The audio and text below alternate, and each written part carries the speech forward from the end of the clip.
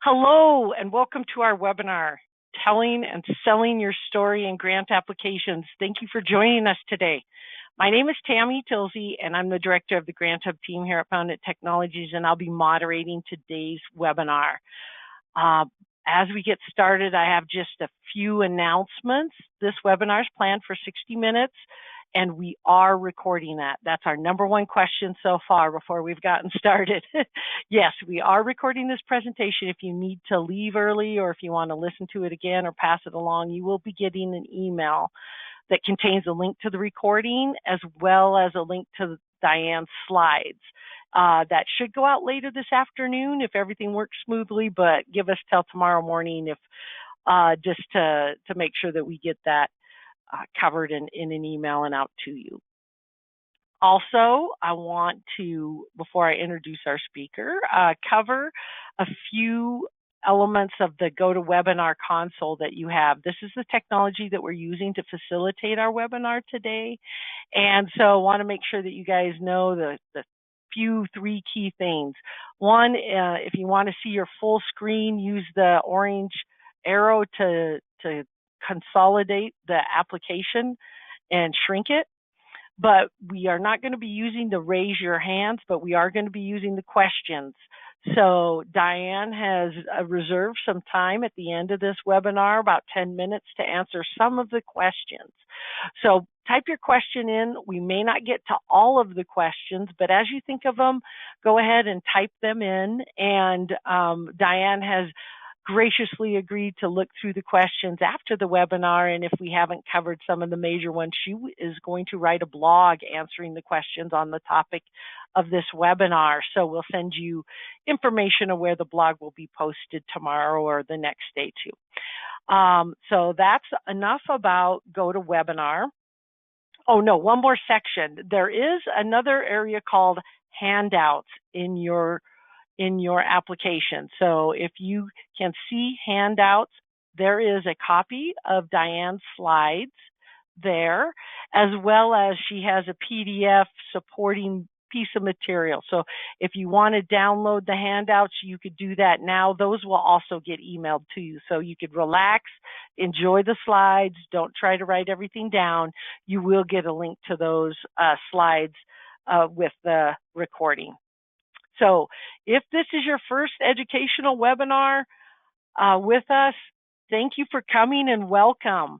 Many of you have been on previous educational webinars where we bring on a speaker, and we do these about once a month.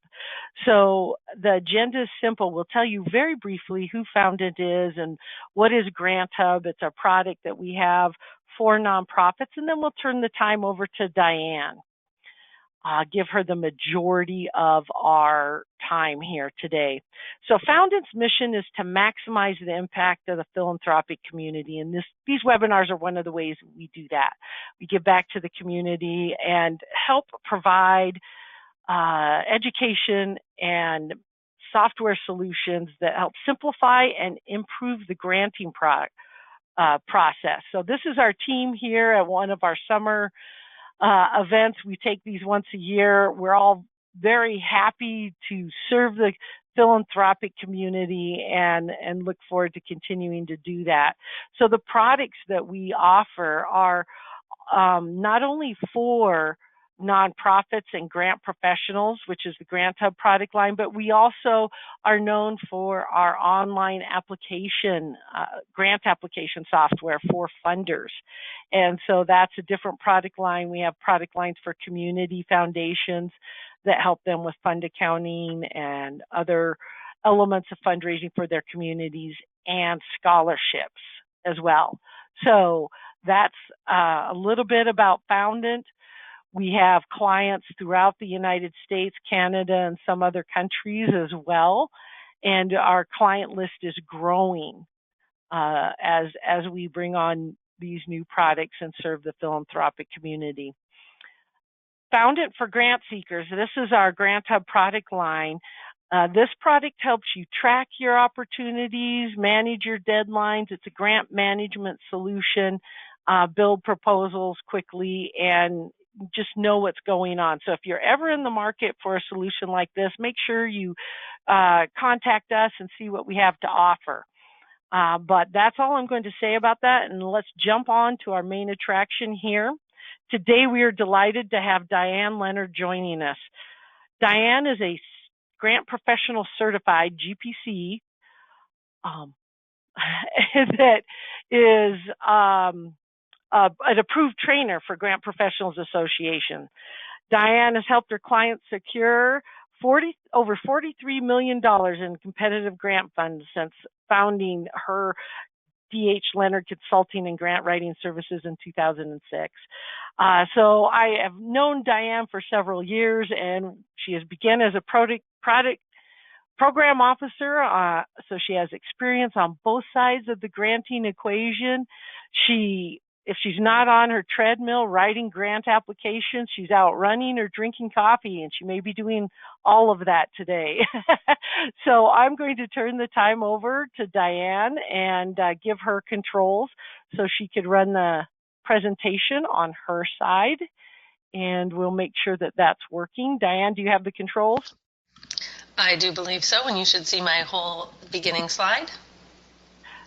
Yes, I can.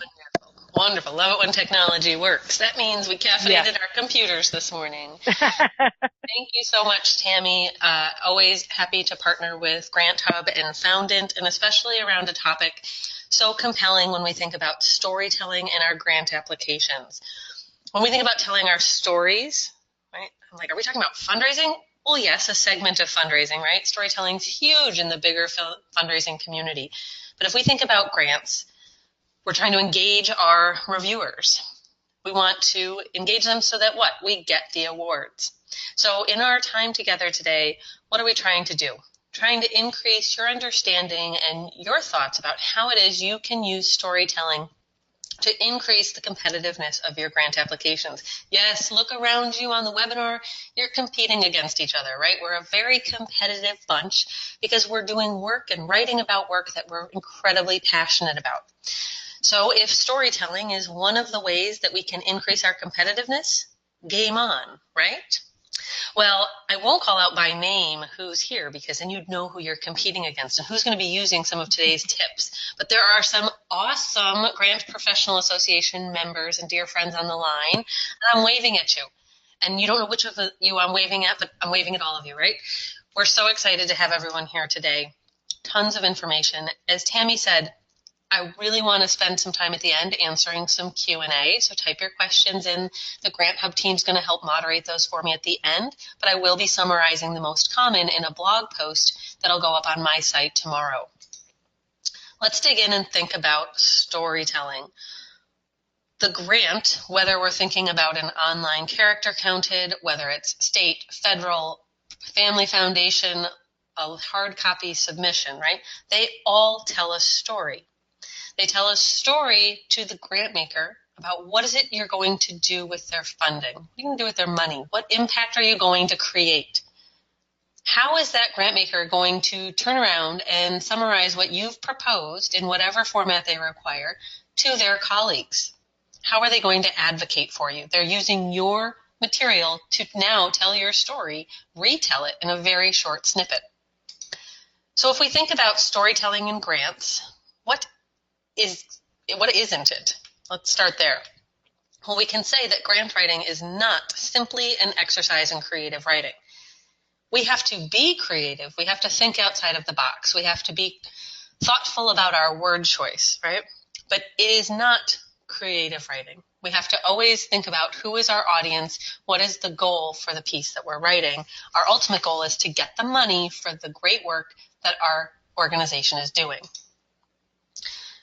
So while we need money in order to do the good work, grant writing, thinking about storytelling in grant writing, is not about telling a tale of woe.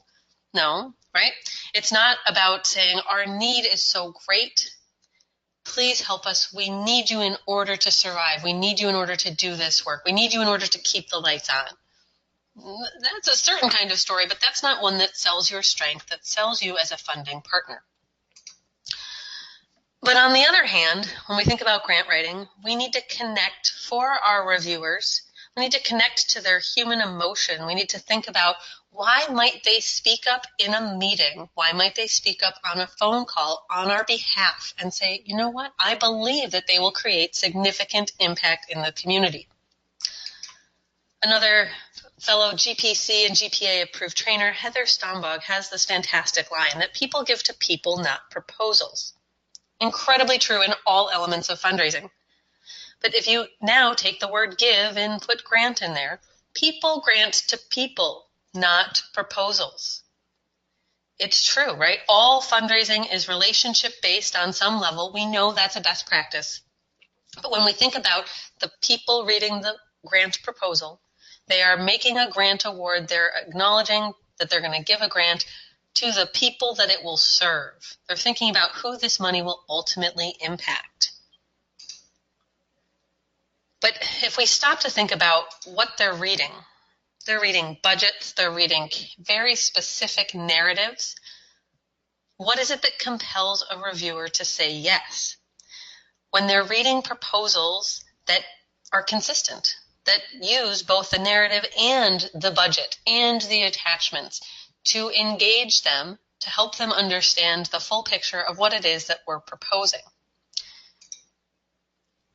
Now, if we go away from grant professionals for a minute and we think about the bigger fundraising picture, I don't know how many of you have heard of Vanessa Chase Lockshin. She runs the Storytelling Nonprofit. She only talks about stories all the time, full time. That's her thing.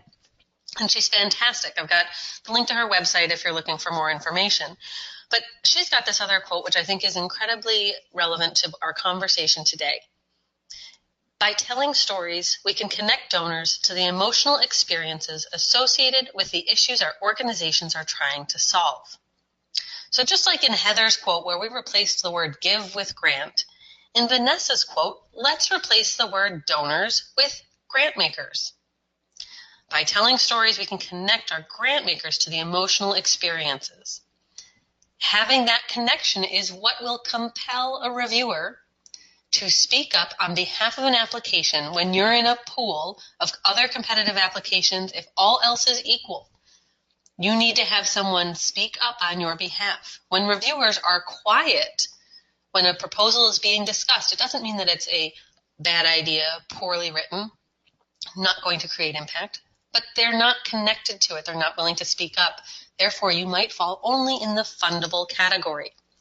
Instead, we want our reviewers to remember us. We want them when they're sitting around the board table, when they're filling out their review sheets, when they're on the phone.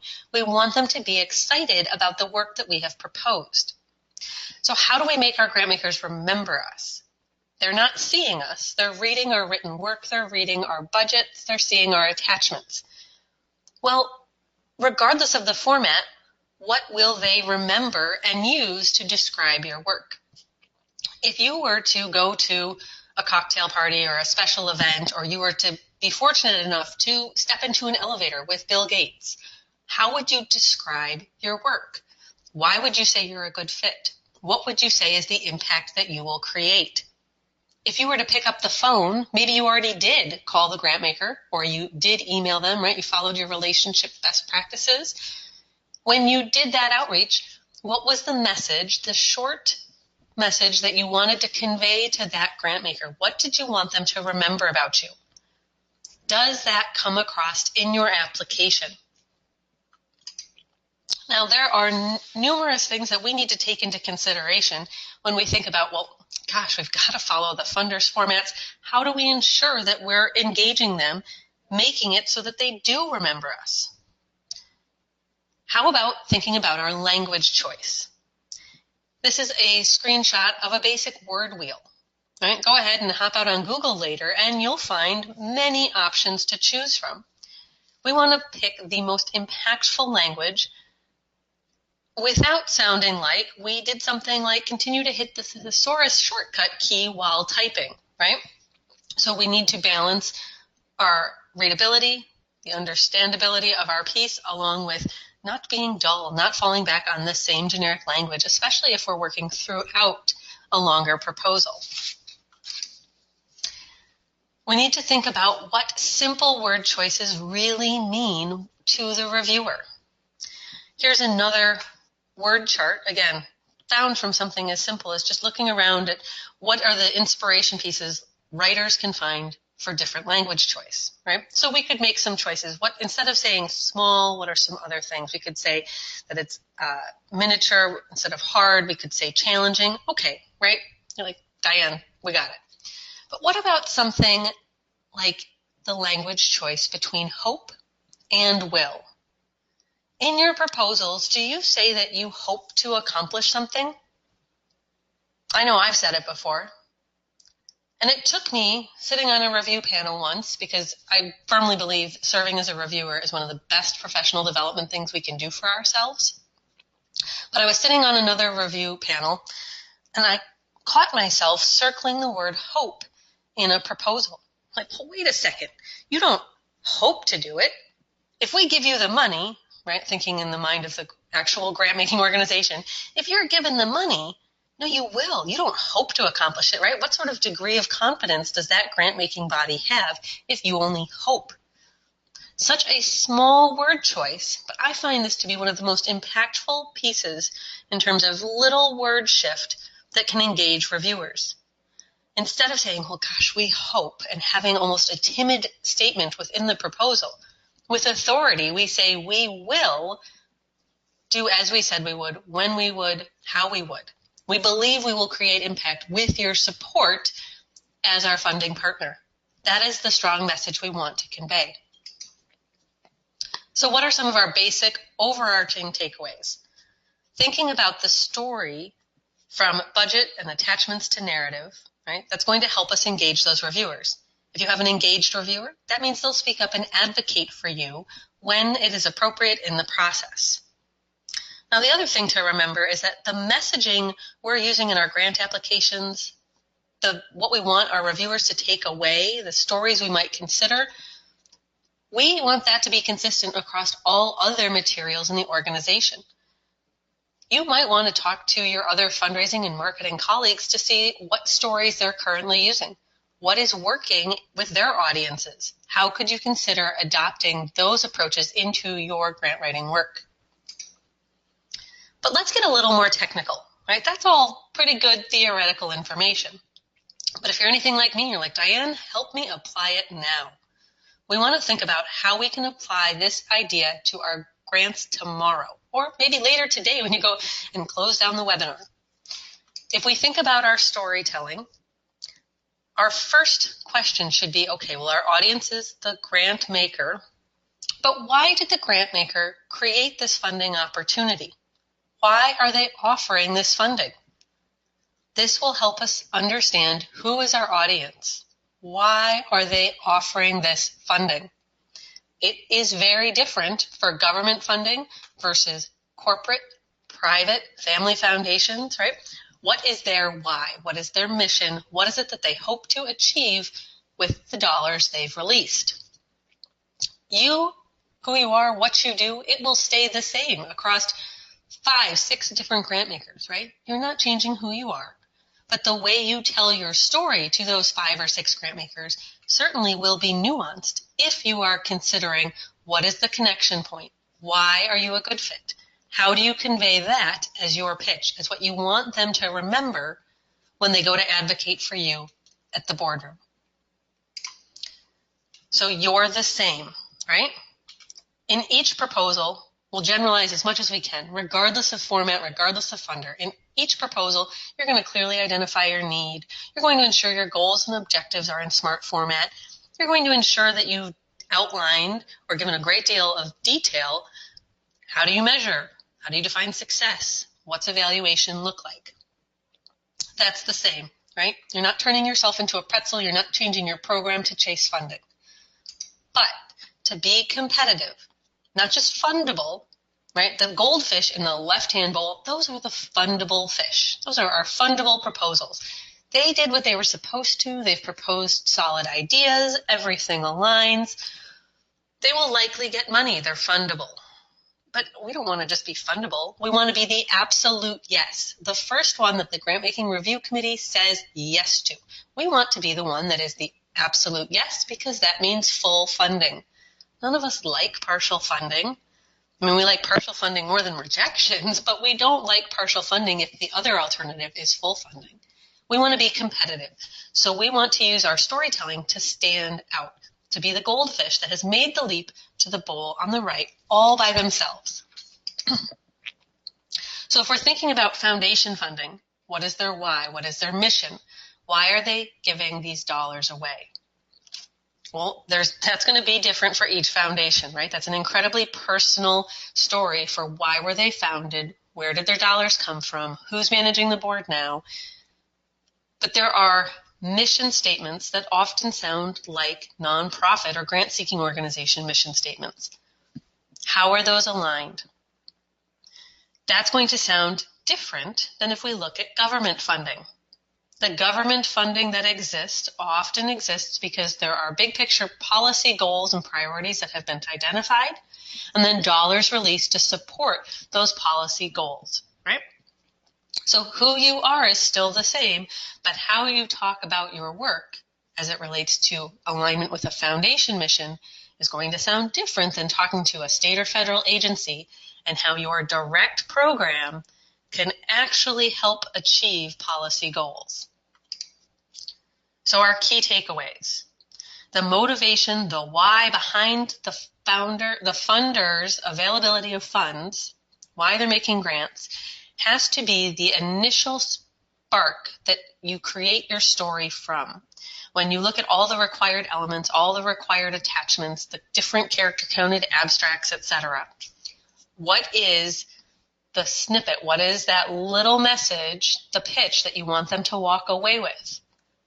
Answering all those requirements, you still want them to walk away with something that is personalized to them, that they understand why it is that you are a great funding partner that helps them achieve their goals. Let's dig in deeper on foundation proposals. We're going to look at the same 5 elements for both foundation and government proposals. So we're going to start with reviewers, look at the process, talk about stories, project description, and budget. Then we'll flip to government. If we're thinking about foundation proposals, and bear with me, right, we're generalizing a great deal here. If we think about foundation proposals, who are your reviewers? Who's reading your work? Who gets to make a judgment call? Who might get to advocate for you? Does the foundation have staff? Do they have board members serving on their grant-making committee? Do they have community members serving on their grant-making committee? Do we know who's reading our work? Do we know what their process looks like? Sometimes yes, sometimes no, right? We learn a lot through reading their 990 for who's on their staff at the high level or who's on their board. We might know from looking at their website, if they have one, again, who's on staff, who's on board. That might help us understand some of the background. Maybe it's a foundation that's in our own community, so we can take some of our local knowledge to understand what this group might be passionate about. Other times, though, well, yes, sure, we've got the list of who, but it's not any local connection we have or even regional connection. So instead, what we have to assume is that the common thread for these reviewers is their passion for the mission of the foundation.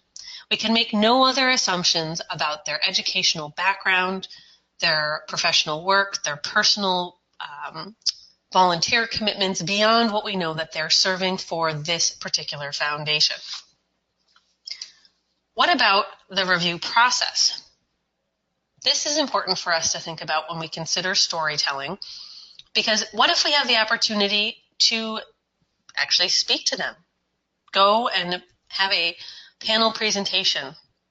What if the funder's going to come to us and conduct a site visit before they actually make their decision?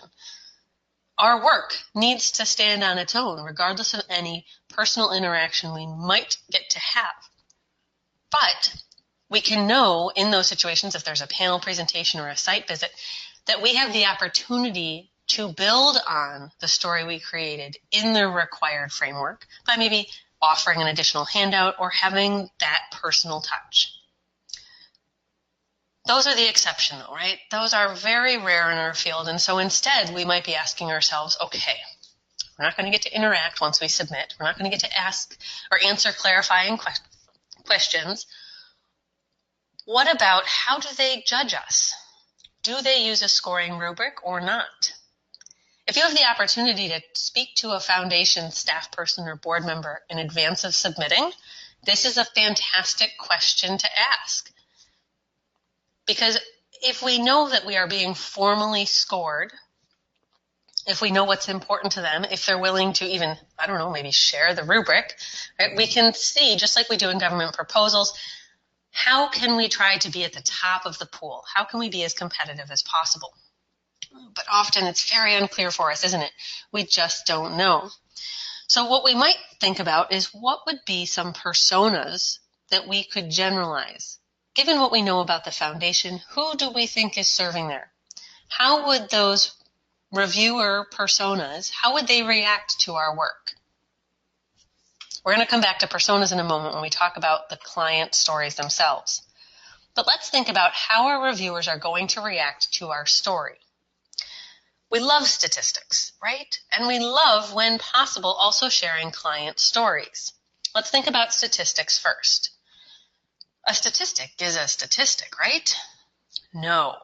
Are we giving context to our statistics? Are we helping our local statistics be better understood by the reviewers by saying, listen, here's our number. But by itself, our number doesn't mean much without knowing, gosh, we are the worst in the region, or we're the best in the nation, right? We can use our numbers to tell our story either way. What do we want our reviewers to understand? If we're in a narrative situation, are we giving those citations? Are we saying, according to the U.S. Census Bureau, according to the Annie E. Casey Kids Count data book? Are we letting our reviewers know where did our sources come from? It's such a tiny detail when we're writing narratively, when we don't have the opportunity to footnote, as is often the case with foundations, but it is one that will make a huge difference, because if you don't narratively cite those statistics, we trip up our reviewers. They stop and they're like, wait, according to whom? And they've now gotten distracted and off they go. We want to use our statistics to strengthen our story, not to distract ever. The other piece to remember is that not all statistics are equal for all proposals. We don't want to copy and paste our favorite 3 or 4 into each proposal. We want to think about, given the why of the funder, which statistics would be best. If we shift gears and think about client stories in foundation proposals, this is often where grant professionals feel the most comfortable with what you might have thought was the traditional version of storytelling that we were going to be talking about today. This is just one element of storytelling in grant proposals. But using a well-placed client story can help your reviewers have that connection to the human emotion. You can use a success story if you have one. Not a really long, drawn-out story, but maybe a short snippet. I saw a fantastic document that was shared with us, and it used just one sentence to give the framing for who was being served, and it anonymized the story, but it talked about the young boy that was receiving service. And then at the end of the proposal, they used it to close. So it was the open and closing connection point, right? Took up 4 lines of the whole 3-page document. It doesn't need to be long to be effective. We want to think about how a client story, if we choose to use it, whether it's their real name or if it's been made anonymous, we want it to enhance the story. We want it to build on what we've shared with our reviewers. We want it to be something that will help them go, oh my gosh, if that's the sort of success, the sort of impact they can create, yes, we want to give them funding. Now, the reality is it's a fine balancing act, right? If your story is too long, the reviewer will skim over it. So that's why we want to focus on being short.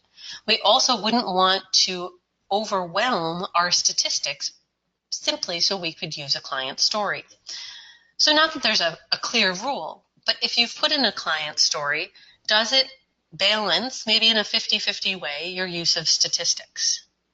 There's no perfect formula here. It has to feel right to you.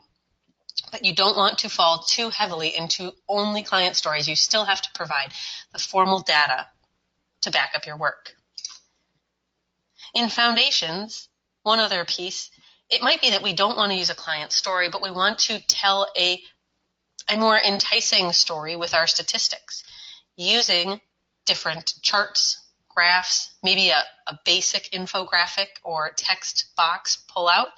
We can engage our reviewers, draw their attention to the story, to the imagery, engage their senses in a different way as we think about our statistics. That can help so that they are excited as they read our project description. When we think about our project description, this looks more like story, right? We're talking about narrative. Oh, but don't let them just read one long flowing narrative. No, they'll get lost, their eyes will gloss, they'll look for another cup of coffee, right? Let's use their own headings, let's mirror the questions.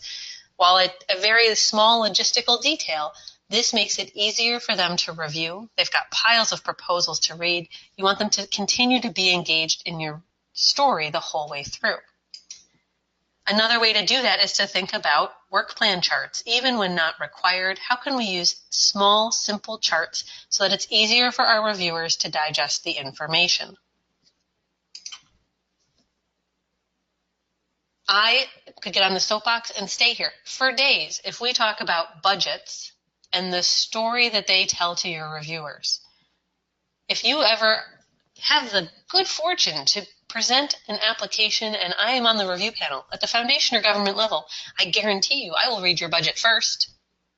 I've served on a United Way panel now for 8 years, and when folks hear they're assigned to my panel, I can hear the collective groan because they know that that's what I'm going to open first. But it's because, and I'm not alone, right? Other reviewers do this as well. Looking at a simple budget form, or what a seemingly simple budget form, even if it's complex, looking at that as the reviewer does give you a very quick sense of the story that you anticipate reading.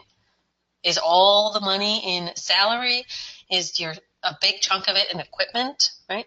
I can get a sense of what do we expect to read by looking at the budget, by looking at what's the revenue picture as well, what's committed, what's pending. We won't go down the rabbit hole of the differentiation, the numerous ways we see budget forms requested by foundations. But remember that whatever form they've presented you with, they've created it. They've offered it to you as their required form because it's telling them the story that's important as they make their funding decision. Think about the way that they have created the form. What have they asked for? In what format? They are helping you to tell your story using numbers. Your budget story has to align with the rest of your narrative. All right, I'll climb off the soapbox for now.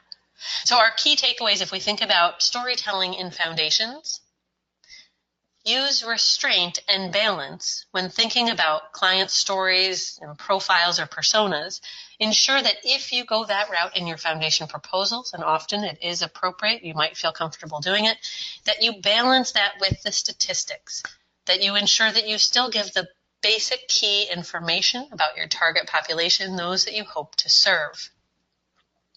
And as an overall rule, think about how it is that you can make your project design, your key activities, even your budget. How can you make them easier for your reviewers to quickly understand and digest? It's not that they need a dumbed down version. It's that they're seeing it for the first time. So how can they quickly understand and make some judgment calls about your work? Let's switch gears and think about government. I've asked this question before as a poll question in webinars, and what I've asked is, do you feel comfortable in government storytelling? And the answer is often no. And then I ask, well, do you feel more comfortable in foundations or government grants, right? And people usually pick foundation. So I've asked it a few different ways. And as a rule, when we think about government grants, we're thinking big narratives, big forms, big attachments. It doesn't feel like storytelling. But if we go back to our idea of the whole application being the story, it's actually the biggest story you will create if we think about state or federal proposals. It is the biggest story you'll have the opportunity to tell. And so we'll look at each of these 5 elements, just like we did with foundations, and run through some of the ways that we talk about storytelling. So who are your reviewers? There are lots of paid people at the government level who are in charge of managing the money. There are also going to be review committees, peer review groups pulled together to review that work, to provide comments, to provide the formal scores. In some cases, there will be external stakeholders, right? In New York, they're called the Regional Economic Development Committee members. If you're in their annual economic development grant process, that's the group that, in addition to staff that formally scored, in addition to the main offices, oh wait, they get to assign priority points too. Who knew, right? So there are multiple layers to the review process. What is the fantastic part, though, at the government level? Well, there can be conversations about the behind-the-scenes conversations that happen with the elected officials, right, behind closed doors in the Capitol. Sure, that still can happen to influence a proposal, but the formal review process is clear. They're usually very prescribed and shared widely with those that are applying. Now, again, I'm generalizing. I know there's exceptions to all of those. But so the advantage here is that we know who and how our story will be judged. That helps us to consider our competitiveness, because we can think about what is that review process. Of the players that we know, and they're folks that have been selected because, so if they're staff, right, they've got the right professional track to be passionate and knowledgeable about what's being funded. If they're peer reviewers, they've been selected because they have a specific background that's appropriate for that funding panel. So they've got enough knowledge, more than enough knowledge, to be dangerous in reading and judging your work. We can still think about the personas of who are they, but as they sit down to score our work, to review our work, I actually tripped myself up there. I'm like, well, yes, they're almost always formally scoring your work, not just judging it. They're using scoring rubrics. They've got consistent documents being used in that process for all applications. So they can take all the feedback from the staff, from the peer reviewers, and consider which applications are at the top of the pile. So this is just a quick screenshot, right, of what one tiny little bit of a scoring rubric would look like in a NOFA or an FOA.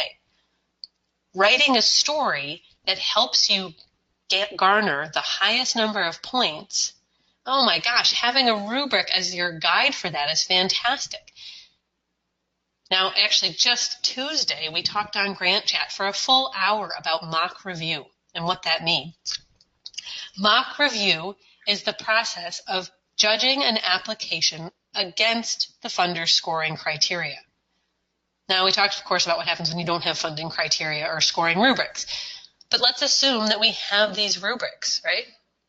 We can prepare. We can have external eyes help us to understand, how do we stack up against these criteria? How do you think our story will be understood? Do you think we'll get all our points? Let's move on and think about statistics and client stories. Of course, we're going to use lots of statistics, right? We want to still think about, how do we use these statistics and give them context? If we're thinking about a federal proposal, using a local statistic, I'll pick on my own community here, from the Thousand Islands in far, far, far upstate New York, many reviewers will have no idea where that is or understand the true rural nature of that community. And that when I say upstate, I'm not talking about an hour outside of the city. I'm talking about 6 hours outside of the city, right? Right on the Canadian border. You've got to give the context so that they understand what's really happening in your community, right? And when we think about citation, this is where we are more often than not footnoting. We need to do so accurately and consistently. Even if we've footnoted most of our statistics, we don't want to accidentally or well-intentionally throw one in, let one get into the narrative that isn't cited, that would then make the reviewer go, according to whom, right? But let's talk about the client stories and government proposals. This, I think, is a fascinating conversation, and one that could, all on its own, take a whole hour. So client stories, what you might feel comfortable with in individual solicitations, appeal letters, foundation proposals, are not necessarily the right tone or voice that you're going to put in such a formal government proposal. However, I've seen it done incredibly well more than once, many times. And there's a few things about it that I wanted to point out. So something that I thought was fascinating the first time I saw it done was to use a generic persona. So an anonymous case study of sorts to say this is who we typically serve. So instead of saying it's a client success story and talking about it at the end, thinking about it from the beginning in the need statement. This is who we would typically serve. This is what they are encountering. So you're framing it in a different way in the proposal. You don't want to take up a lot of space, right? You still want to ensure that you're including your key information.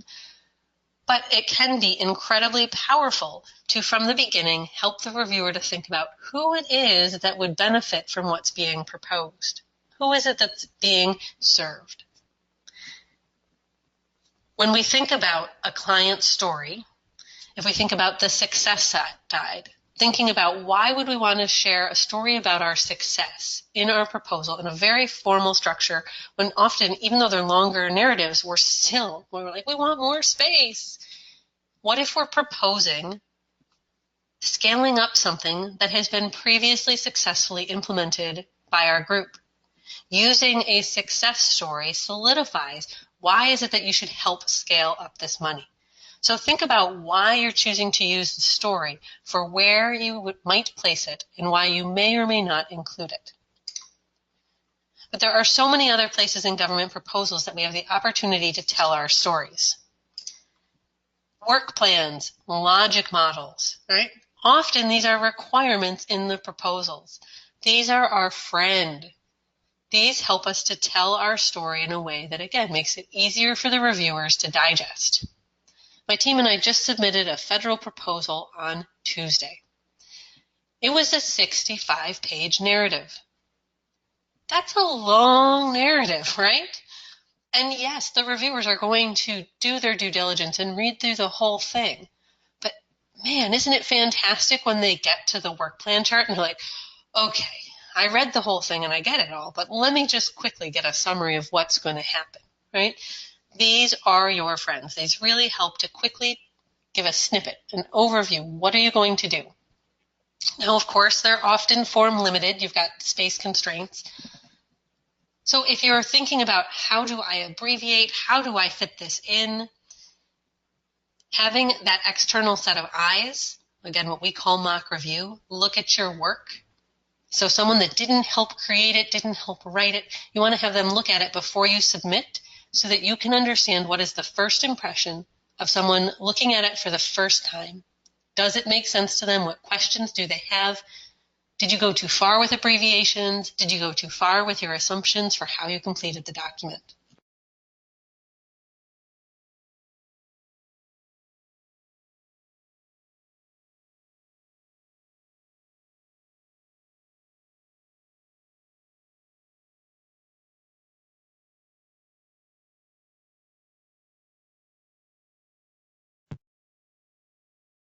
Are you there? Are you there, Diane?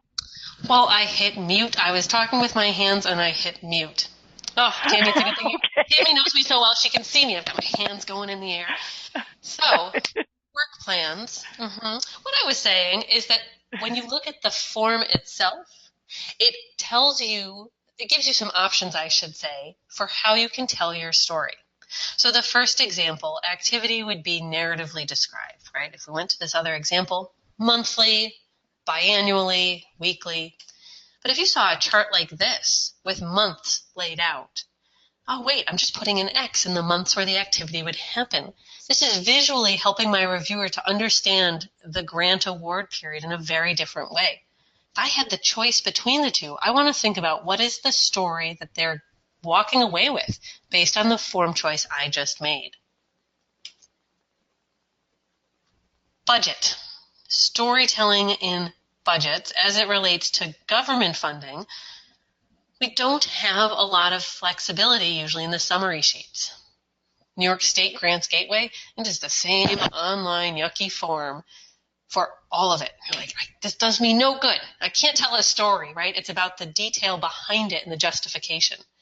Similarly, with the federal SF 424, this summary sheet, no, there's no story here. I mean, there's a very high-level story because you can see how much is personnel, what's your indirect rate, is it de minimis or an actual approved rate? Yes, we can understand some things, but it's the justification in government grants that is telling your story. This is where you can really win some big points. This is where you can stand out compared to the other proposals. How are you presenting your budget justification? How are you breaking out your multi-year requests? How much detail are you giving for where does the match money go if you have to provide match? Are you maybe using charts? Not excessively, but using charts to make it, again, clearer for your reviewers to understand. The reviewers want to understand your budget story to ensure that it aligns with the beautiful narrative you've crafted with all your other attachments. When we think about our key takeaways for storytelling in the government proposals, all elements have to be consistent, right? We want to ensure that the staff listing that we use in our budget matches our logic model, matches our work plan, matches our resumes and our CVs, matches the staff capacity narrative that we wrote. When we think about our government proposals, big picture, and we think about our storytelling, we personally will make a choice each time we write a new government proposal for whether or not a client story, a success story, is appropriate. If so, where could we use it? Can we use a client persona or a profile as part of our needs statement? If so, all right, how do we do that? How do we balance the length of the needs statement? How much space do we have for that description? Each time we start a new proposal, and actually this statement's true for both foundation and government, right? When we look at the requirements, when we look at the online form, the hard copy RFP, or the NOFA, and we look at what's required of us, this is the framework that we get to tell our story in. How can we think about those components, those elements, to consider what is the overall story? Where is the reviewer going to walk away with that snippet, that message? Now, I do want to just mention, because this is where I feel like our work is in some ways the trickiest right now. We live in an online application world now. We are character counted. We are word limited. That doesn't always feel great, does it? No, it feels very difficult to tell a cohesive online story that way. When we stop to look at those online systems, pause. Ask yourself before you submit, have I answered my basic questions, just like I would if it was all one cohesive document? Have I ensured that in the course of these online responses that I have answered the who, what, when, where, why, and how? Can I find those and circle them in a printout so that my reviewers will hopefully walk away with the same knowledge had they given us the opportunity for one cohesive document? As we're moving on, as we're getting closer to our question time for today, I share with you a quick story. A fellow colleague, another GPC, worked with a client, and what happened was that they submitted a concept paper. The funder loved it, and they said, okay, but don't worry, just put it into our online form. Don't worry about the headings, just lay it out as best you can. Can you guess what happened? Once it was submitted via their restrictive online system, this is a random screenshot, not one of theirs, so please don't try to guess which funder it was. The funder came back and said, oh, well, unfortunately, it lost something in the online format. But it was the same thing that they had read in the concept paper, right? But it was chopped up to fit in their form. What is a superhero grant professional to do? Yeah, that's our big challenge, right? How do we tell our stories in these chopped up pieces? Well, a few ideas. When you're looking at the online questions, look for scoring tips. We are starting to find these with more frequency, where there are little tips, either formally called scoring tips or little question boxes with little, I don't know what they call them, little pop-outs. giving you information about what are they looking for in that response. When we think about these broken out sections, how choppy it feels, look at how do I build the story from one to the next, right? What might I want to put in a section that instead I could later on use up that character space, save something for later on? If I take out those headings, would it still make sense? What if I read them out of order? Because one of the things that until I served as a reviewer from an online application that was, I'll be honest, was customly created, it wasn't a founded product. It was a well-intentioned software-developed system.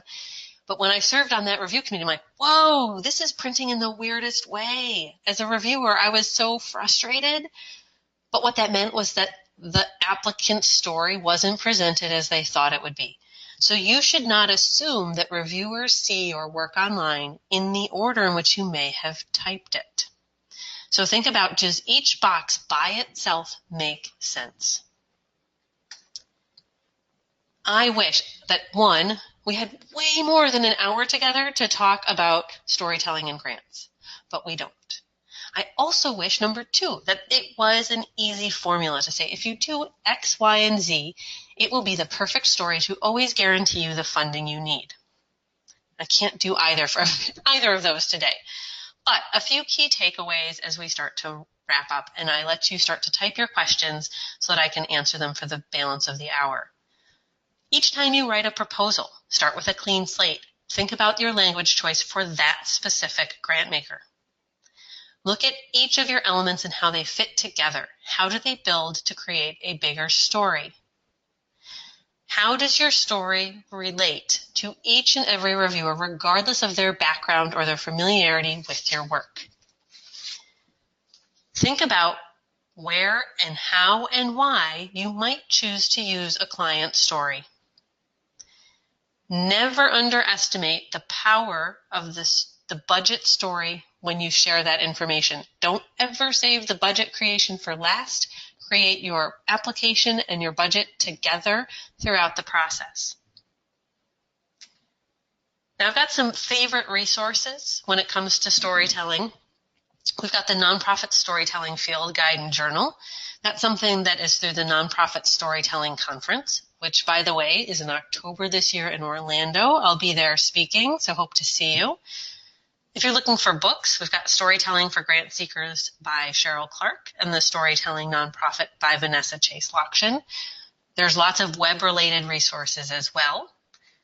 Now, one of the things about storytelling, right, trying to understand how to best present your story in each application for each funder, is thinking about the relationship outreach that you make to the grant makers and how that helps clue you in, how should I customize my story for this grant maker?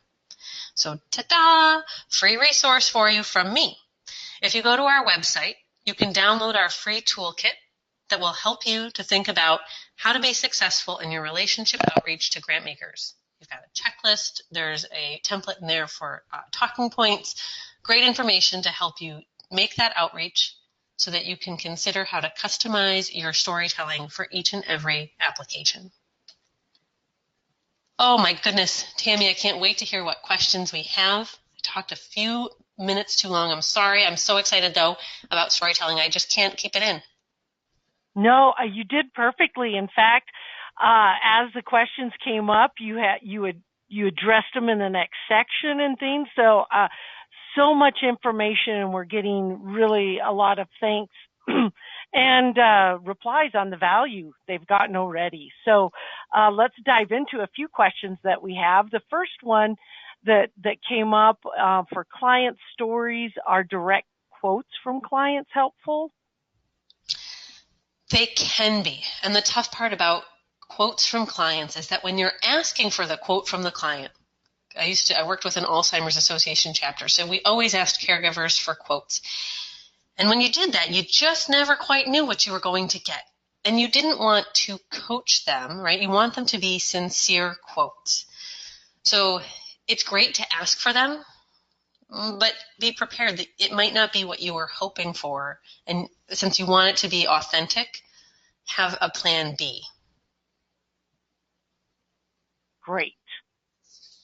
Perfect. The next one was about the work plan that you talked about. If a grant application doesn't require a work plan chart, is it okay to submit it?